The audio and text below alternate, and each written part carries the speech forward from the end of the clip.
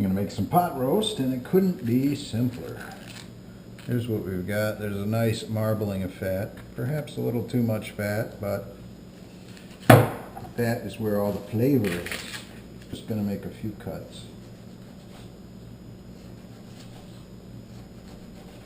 I don't know if you can see that, but I like this cut of meat because of the beautiful marbling. I just like a lot of fat. And there are places with hardly any fat on this. I'm not going to trim this off because it will become part of the broth that's left. But now here's our little experiment. We'll put it in here. So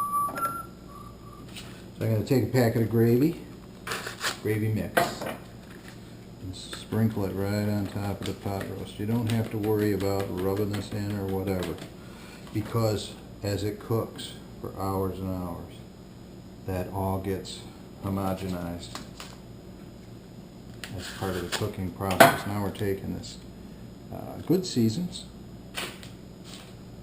Italian dressing mix. We're going to use, this is a big pot roast, I'm going to use a whole packet. Throw in some water, maybe a cup, maybe a little more, right on top of all that. I'll put the vegetables in later. Power on. Low. Well now, it's been in the slow cooker on low for, I don't know, what time is it now? 5:15. And I think we put it in about 10 a.m. So I did not cook these vegetables in the slow cooker except for the last hour or so. I roasted them in on a cookie sheet in the oven at 350 for about an hour. I've got chopped celery, quartered Yukon Gold potatoes, carrots, onions. Beautiful stuff.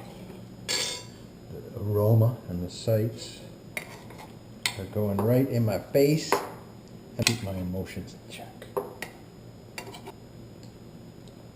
Oh.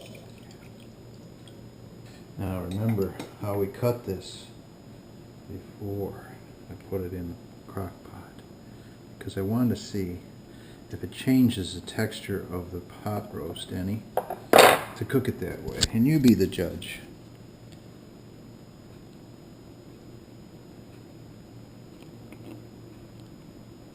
I don't know that it does.